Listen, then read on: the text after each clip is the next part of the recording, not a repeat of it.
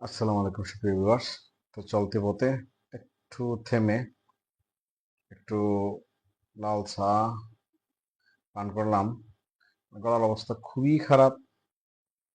অনেকদিন যাবৎ কাশি, শুকনো কাশি কমতেছে না।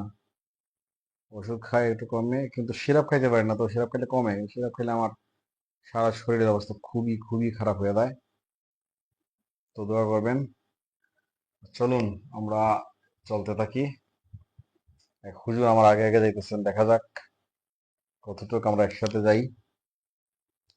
তারপরে আসলে চলতে ফিরতে আর মোটর সাইকেল ছোঁয়া তো এখন একদম নর্মাল ব্যাপার সবার জন্যই, হোক পুরুষ আর হোক মহিলা, বৃদ্ধ কিংবা শিশু।